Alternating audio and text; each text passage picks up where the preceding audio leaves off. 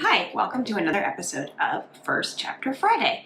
My name is Lucy and I'm excited to be here with you today and to be reading the first chapter from this book here called Ivy Aberdeen's Letter to the World. And this is by Ashley Herring Blake.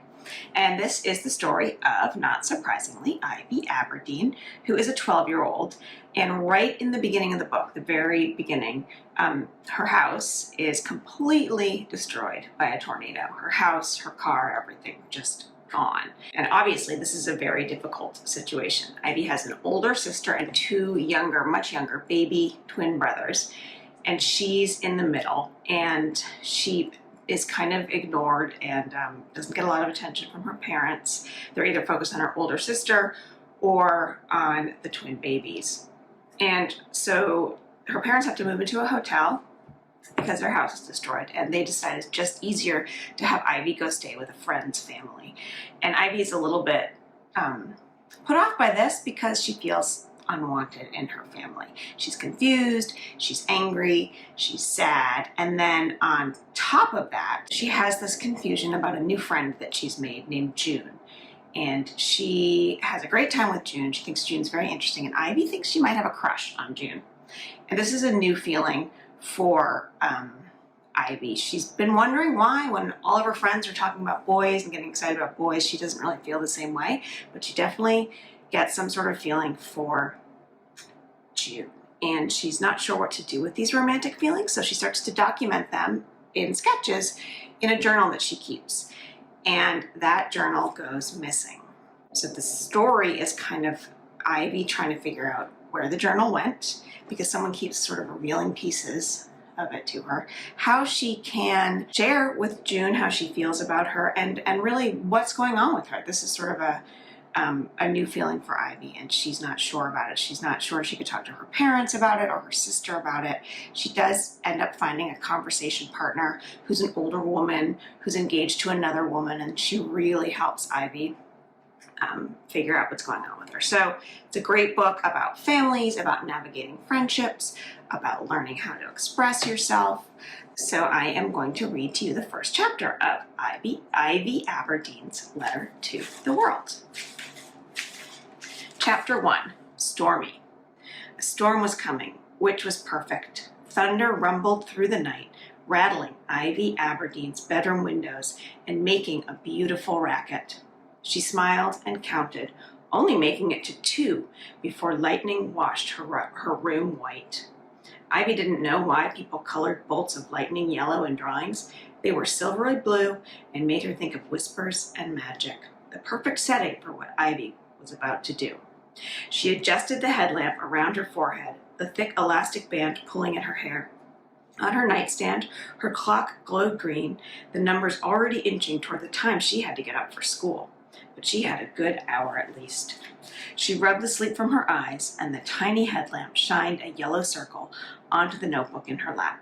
She called it a notebook because there wasn't a better word for it. She could call it a journal, but that didn't feel right either. The book was more like a portable, papery hope chest. Mom stored Ivy's great-grandmother's hope chest up here in the attic, which became Ivy's room a few months ago so that the twins could have their own space. It sat at the end of her bed and smelled like cedar and old stuff. Inside, ancient pictures and clothes and knickknacks were tucked away like secrets.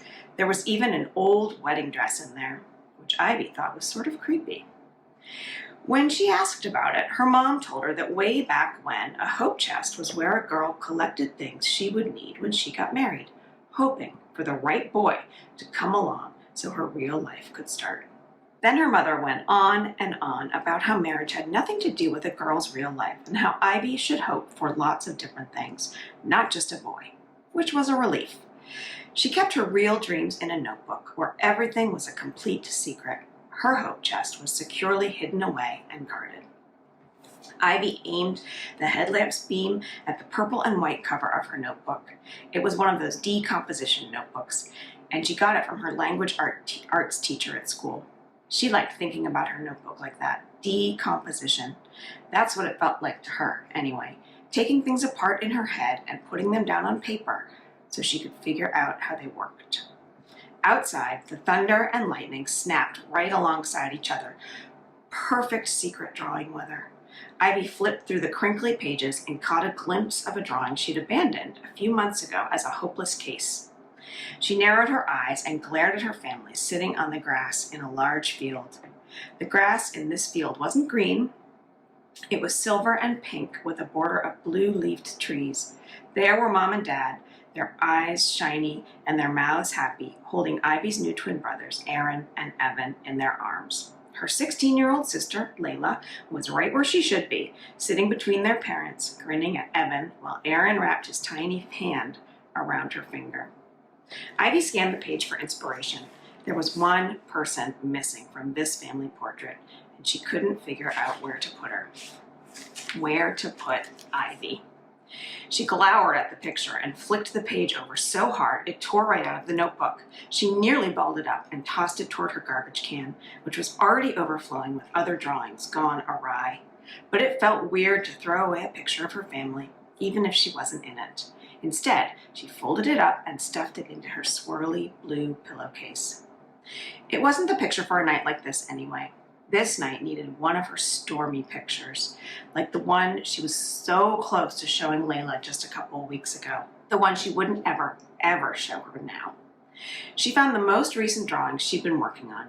There were dozens just like it in her notebook. Each one had some sort of house snuggled up in the branches of blue trees, trees on fire, trees made of gold, trees under the ocean, and trees at the tippy top of the highest mountain. All of them had a girl with curly hair inside the house, and she wasn't alone. Another girl was in there with her. Sometimes they were standing, looking out at a flame-colored hill in the distance.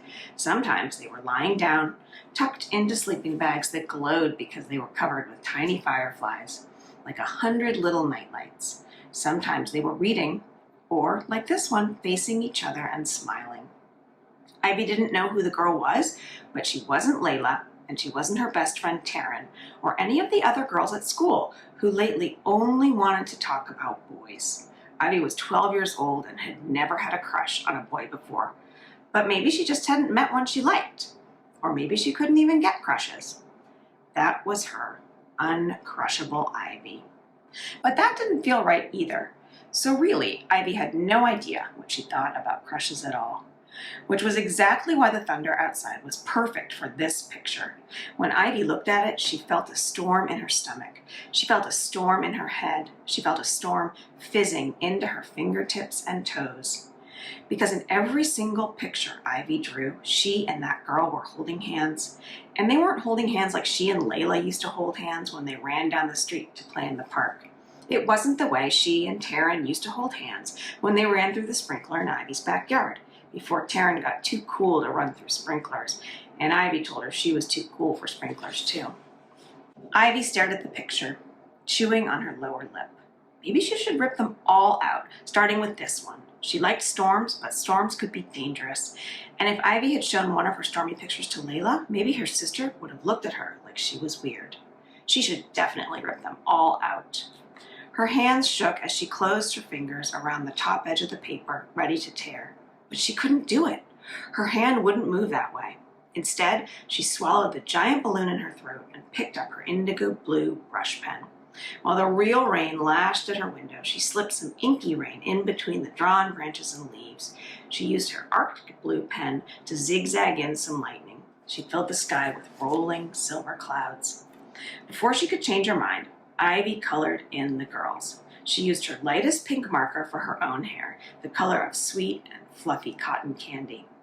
In real life, Ivy's hair was strawberry blonde with frizzy curls her mother used to braid into smooth plaits. Lately, Mom never had time to do that, and Ivy certainly didn't want Layla to do it, so now her hair was a coiling mane of wildness all the time. But in Ivy's notebook, her hair was a soft and pretty pink, her curls always silky. Ivy gave the other girl dark hair, the color of a raven's sleek feathers. She had dark eyes too, so dark blue they nearly matched the chaos of the sky. Both girls were happy inside that treehouse, their secret small and safe. Ivy wished she was there right now. It sounded like a wild adventure sitting in that treehouse while the sky fell down around them. Color filled up the page, and when Ivy was done, she sat back against her pillows. Her heart galloped in her chest, and she was out of breath, like she'd just finished the mile run at school. It felt like the whole sky was inside her body, but she liked her picture. She might have even loved it.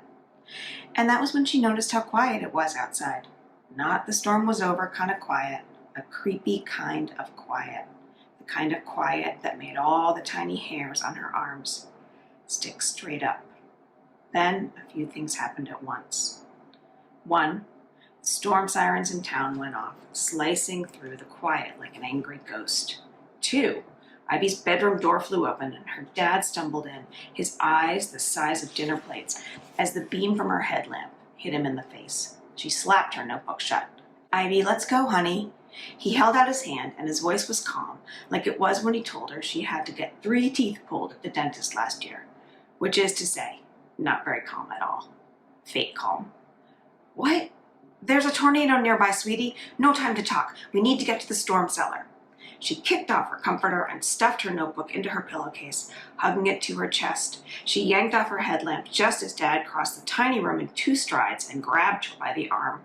Not hard enough to hurt, but hard enough to scare her. He pulled her toward the door just as the freakiest sound Ivy had ever heard loomed over the siren. It sounded like a train. It grew louder and louder, a locomotive that couldn't possibly exist out here in her family's little part of rural Georgia. Just as Ivy and her dad reached the top of the narrow attic stairs, a 3rd thing happened. Ivy's window exploded, spraying glass all over her bed and bringing the sky with it. And that is the end of chapter 1. So you can see right in the beginning what happens to Ivy's house.